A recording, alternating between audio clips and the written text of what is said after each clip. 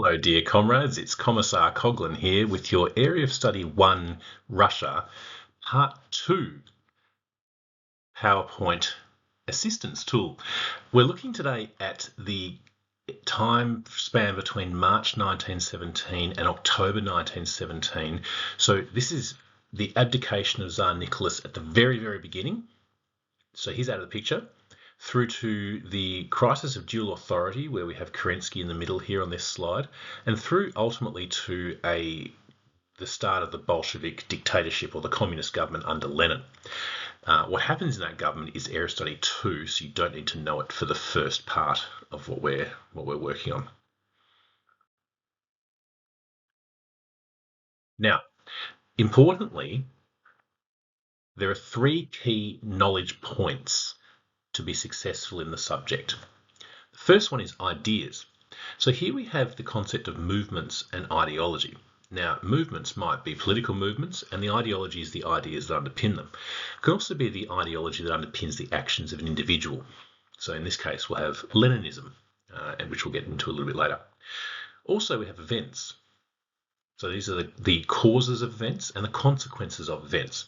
Now, consequence is not necessarily a bad thing. It's just what occurs as a result of it. The third point is people, significant individuals, which are listed on the study design. Now, what I'm hoping to indicate is that most questions you'll ever receive have an entry point to the concept of an idea, an event, or a person or people. And so what I'm suggesting is that if the question asks about ideas, well, the way to expand on that is to talk about the people who had those ideas or used them, and to talk about the events that those ideas bobbed up in, essentially. So you'll see here that they're all interrelated in some way or another. So the concept of where on earth do I take this question clearly is linked to your ability to take where the question begins. So it might ask about an event. It's your job as a student then to find the people involved in that event, the ideas they held, and how that influenced that event as well. So that's your way to expand on your discussion. First of all, we're going to look at people.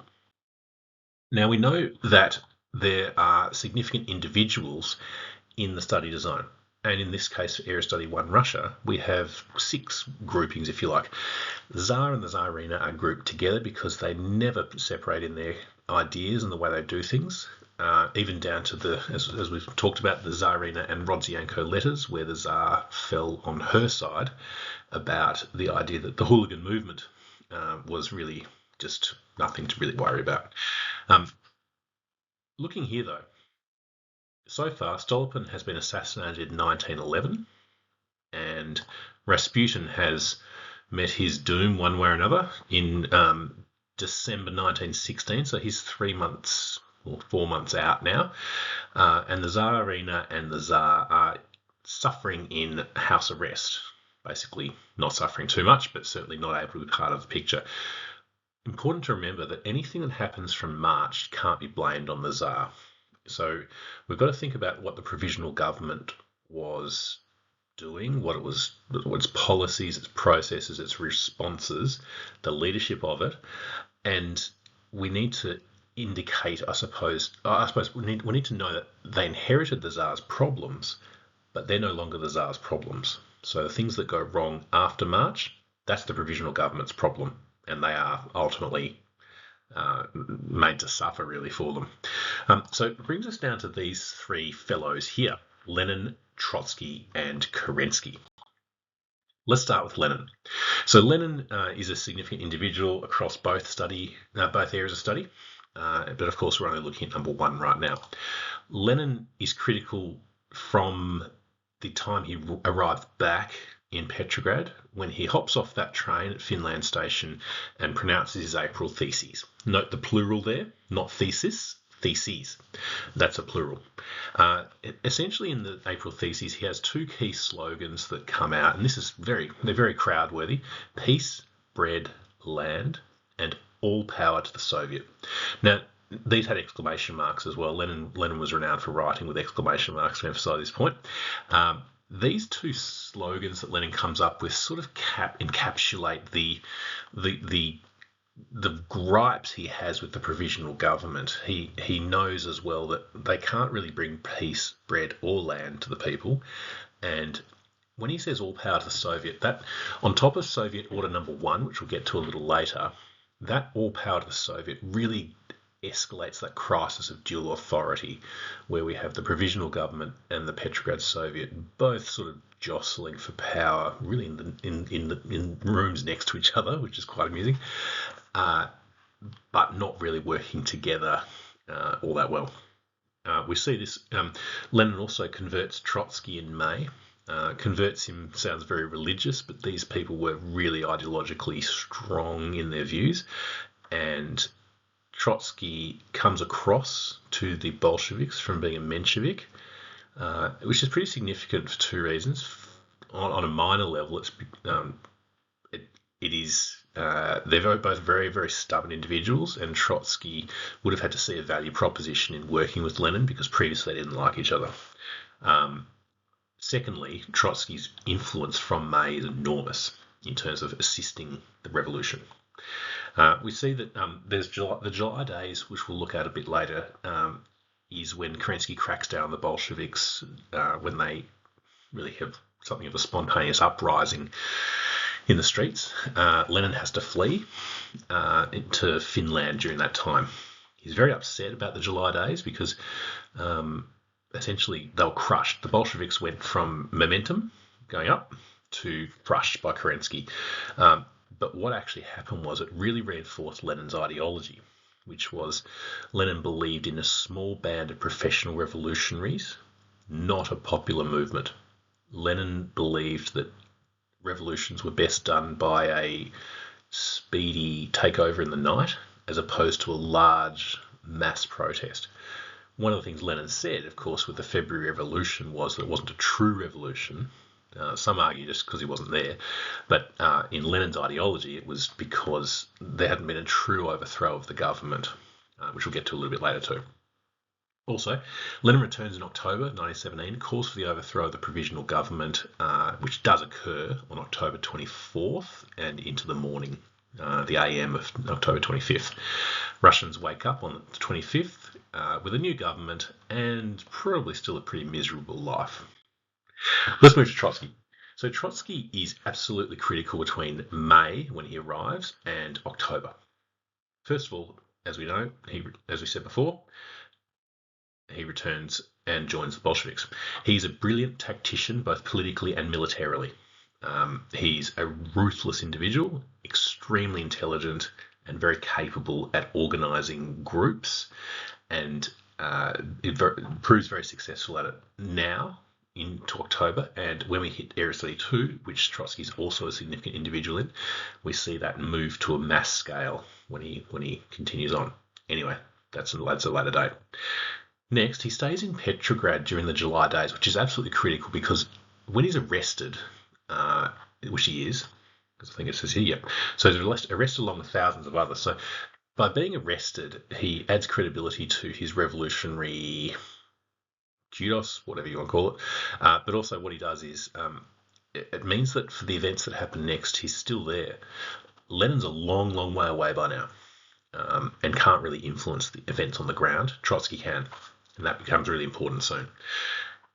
He's released the following month when the Kornilov affair occurs. So General Kornilov, a Tsarist general, decides he's had enough of what's going on at home and turns around with his army and is starting to march on Petrograd. Kerensky, I think quite legitimately, forms the view that Kornilov intends to take over the government and possibly put the Tsar back on the throne, or in fact maybe put himself on the throne. And so Kerensky makes the very awkward decision with a very disempowered provisional government to release Trotsky and arm 40,000 Bolshevik supporters of Trotsky to defend Petrograd from Kornilov, probably rolling the dice that the Bolsheviks would prefer Kerensky to deal with than a Tsarist general. So what essentially happens is Trotsky then plays a key role in creating something called, well, he turns his band of 40,000 ragtag sort of supporters, now armed, into what we call the Red Guard. Not the Red Army, critically, the Red Guard. And these are considered the saviours of Petrograd because they actually are armed and ready, but Kornilov never gets there because who would have thought the Russian transport system breaks down? It breaks down partly because it's old and crummy and has been struggling during the war anyway, but also because striking workers prevent him from returning with his army. Understandably, they're not overly enthused about a Tsarist general taking over Russia. So they don't have to fire a shot. They probably fire a few in the air because they're quite undisciplined at this stage, but certainly it's a bit of a free kick for the Bolsheviks, this situation. Now, the heroes of Petrograd, of course, having defended it, without having to defend it, the Bolsheviks win a majority in the Petrograd Soviet elections the following month in September, and with a majority, the Bolsheviks then elect Trotsky as the president.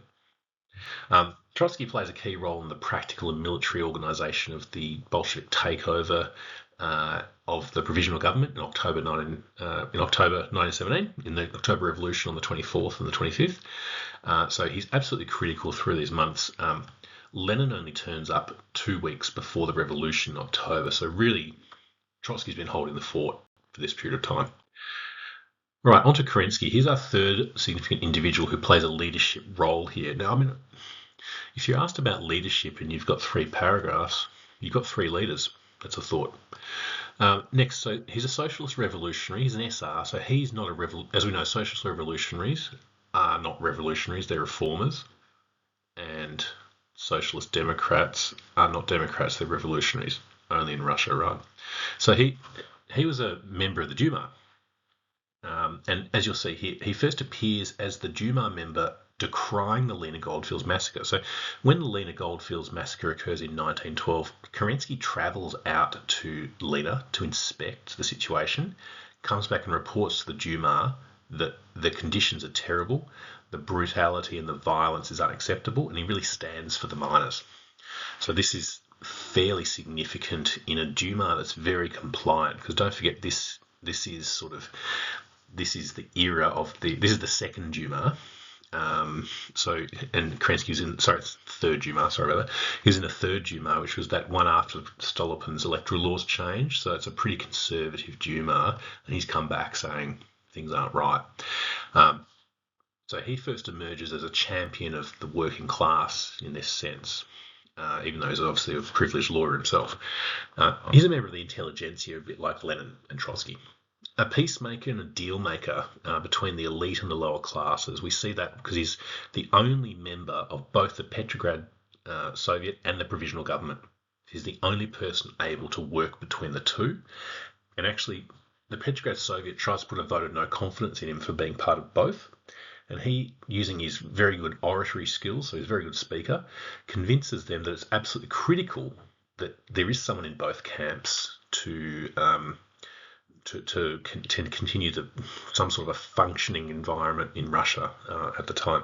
Kerensky starts as Minister for Justice, which is a little known fact, where he's actually responsible for all the civil liberties that the provisional government pushes out. So a lot of the October Manifesto concepts are reborn, and Kerensky oversees that, which is ironic given that in the July days he's also the one that then pulls them all back. Kerensky has 3 roles in the provisional government in this period of time. He starts as Minister for Justice, he becomes Minister for War, and then eventually the Prime Minister. So he has those 3 roles.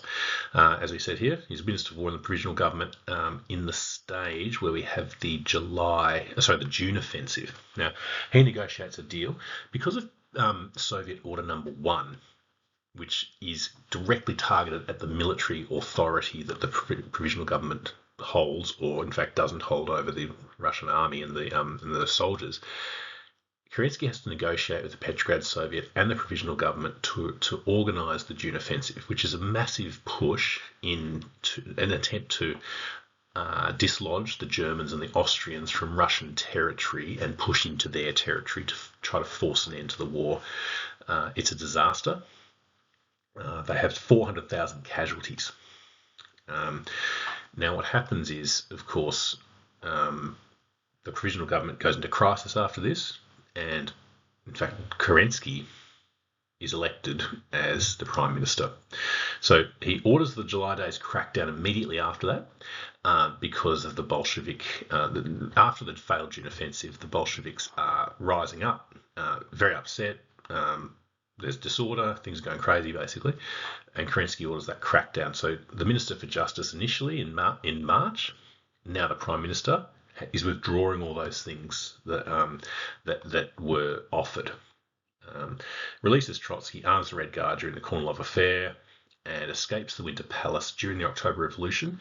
He briefly takes part in anti-Bolshevik counter-revolutionary organisations, so he's trying to build armies up to dislodge them. Eventually realises it's fruitless and ends up travelling the world with lecturing and going to universities. Lived in Melbourne for a while, funnily enough, but that's not relevant to us. Okay, now, so we return to this concept of ideas, events, and people. So we've talked about the people there. You would have noticed that I was talking about a lot of ideas and events while I was talking about them, and therein lies the truth, that they are all linked, because you don't have ideas without people, patently, and people part of events. And those people carry their ideas into those events and influence them accordingly.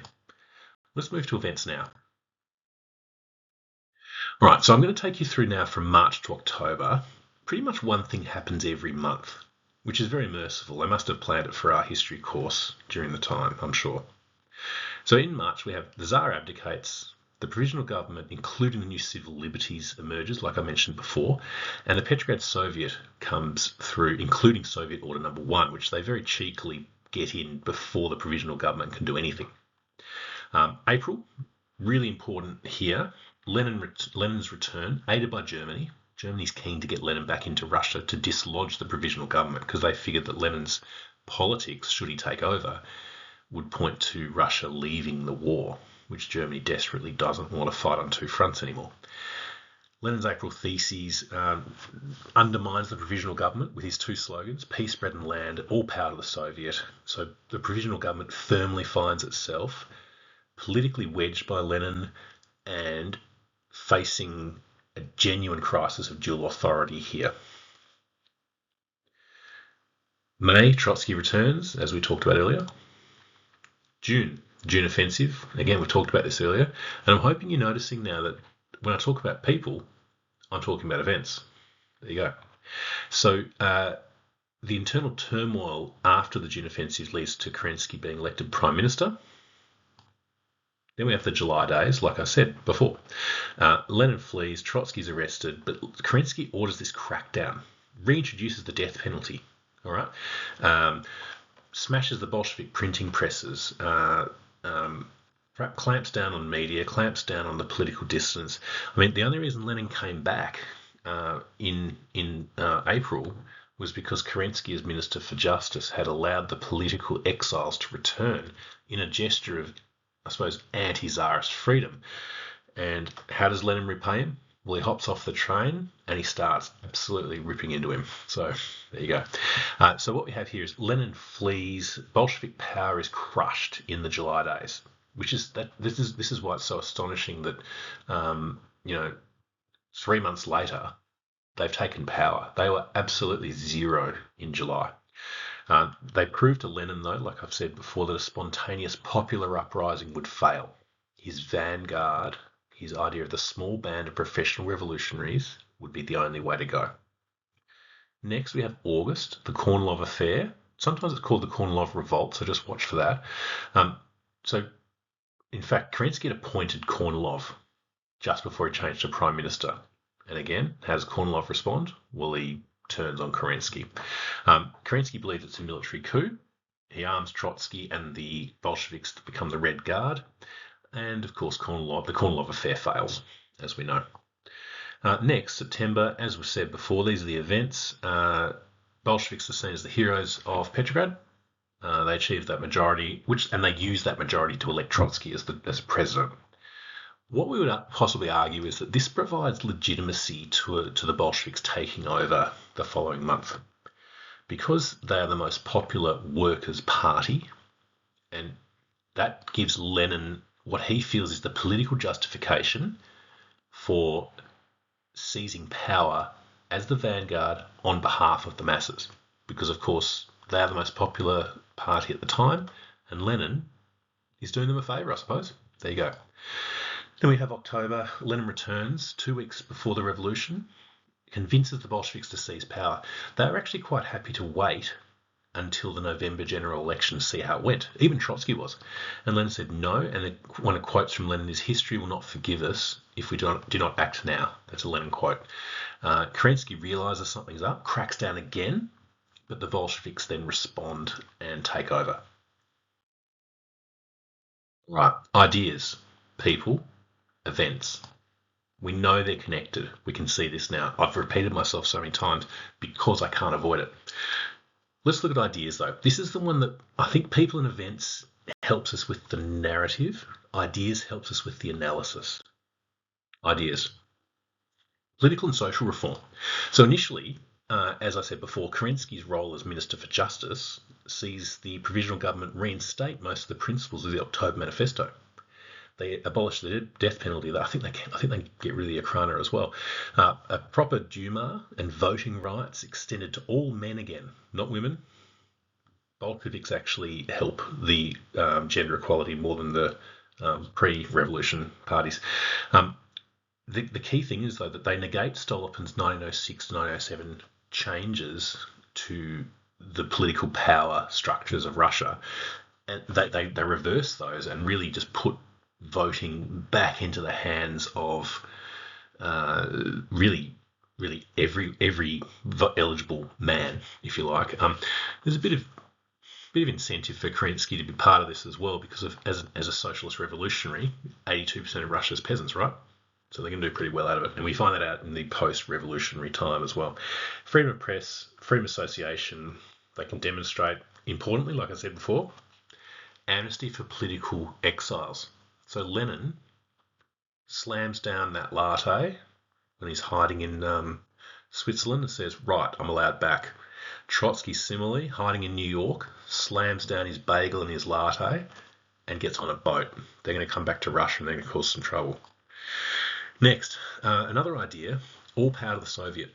So Lenin firmly argues that the Soviet was the only true option for government, and that this provisional government was a bourgeois parliament. Now, what he means by that is, I suppose, the idea is that these ministers are from that Duma.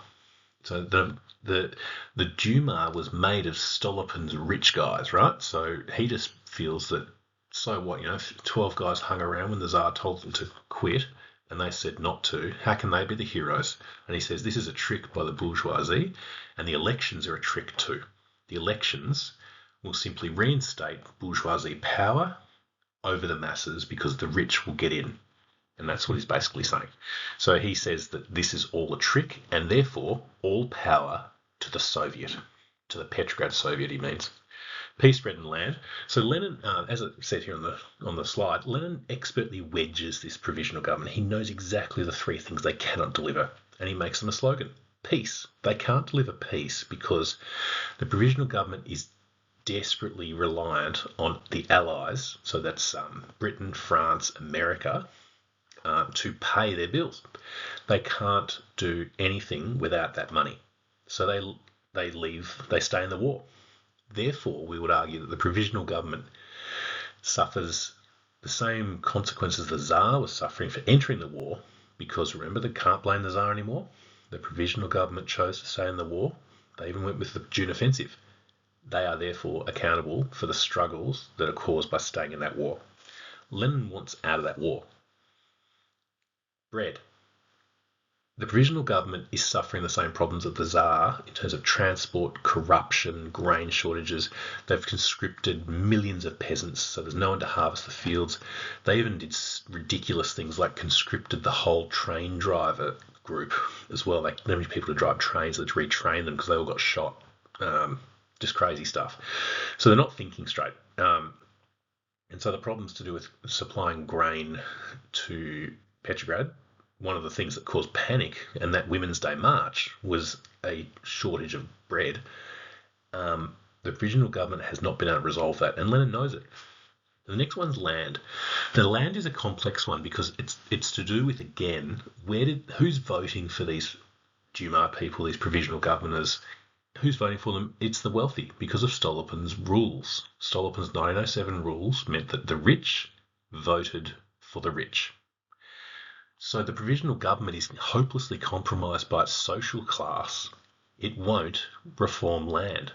They're not going to give their mates' land away to the peasants or make them sell it. They're not going to do it, and Lenin knows it too. Now next, Leninism and the vanguard. This is another idea that's critical because we evaluate the role of Lenin's leadership in the revolution. But Lenin's leadership can't be separated from Leninism. Leninism is Lenin's version of Marxism. Marx had a lovely idea that everyone would be equal and everyone would be happy. But Marx believed in popular uprising. Lenin didn't. Lenin believed that in Russia, people were so poorly educated and the industrial working class was so underdeveloped and small that it wasn't possible to have a mass uprising of the industrial class. What he believed was that an uprising would be thwarted and the bourgeoisie would manipulate around and take control again. So that's what he accused the provisional government of being. So Lenin instead thought that the vanguard, this small group of professional revolutionaries, was what was required to successfully instigate a revolution in Russia. Lenin believed in Marx, but he didn't believe Marxism had the practical tools to be successful. So Leninism is Marxist, but it's got a few practical little nuances like no mass uprising, clever, small, professional group takes over instead on behalf of the masses and dictates to them eventually, but we'll get to that another day. So the vanguard is critical, and it comes from Lenin's What Is to Be Done. So in 1902, he wrote a pamphlet, What Is to Be Done, and that's where that vanguard concept was in place. So if we're asking questions about what was the role of Lenin's leadership, your response really should be around what was the role of Lenin's leadership and his ideology in compelling the Bolsheviks. As successful as they were in September, Trotsky's the head of the Petrograd Soviet. They were virtually popping the champagne corks in October. They thought they were flying. And when Lenin came back 2 weeks to go, he said, you've achieved nothing. You're about to go to an election where you're going to get absolutely hammered. We must seize power now. Seize power. Don't wait for the election, things like that. And people were shocked. It's Lenin, But everything's going so well. No, it's not. Keep going. So Lenin really did push that revolution concept. And your quote books have heaps of stuff from the historians that will say that too. Okay. So return to this concept here. We've had people. We've had ideas. And we've had events. And what you've hopefully noticed, I think, is that they're all interlinked. Anywhere a question asks, you should be able to connect it round the circle. That's the absolute key. And particularly with the information that has been conveyed here with this video, you'll see that there are a lot of inextricable links that go around this triangle for this particular set of months. Ideology wasn't huge for the pre-Tsar thing. So the first part of Area Study 1 Russia focuses a lot on Russia's problems, the problems of Tsarism. The ideology there is autocracy, right? Whereas the whole Lenin's intellect and his ideology is more complex, you would have worked out. That requires some deep thinking about the idea of it's not just overthrowing the Tsar, it's doing it my way. And that's what we'll see of Lenin as we move forward. But have a look over your notes again. Have a look for the quotes that can prove these things. But this is the conceptual side that I'm hoping you can find an entry point into the question. If the question is about people, start with the people. Stick to the question. But remember, those people had ideas, and those people influenced events. If the question is about ideas, don't be worried, because ideas feel hard. But don't forget, there were people who had those ideas, and those ideas impacted those people's actions in events. All right? If it's about events, don't get stuck on the event. You'll just tell a story. Talk about who was involved and the ideas that they pushed through the event, the ideas that influenced their actions in that event. That's the best way through. All right, guys. Thank you. All the best.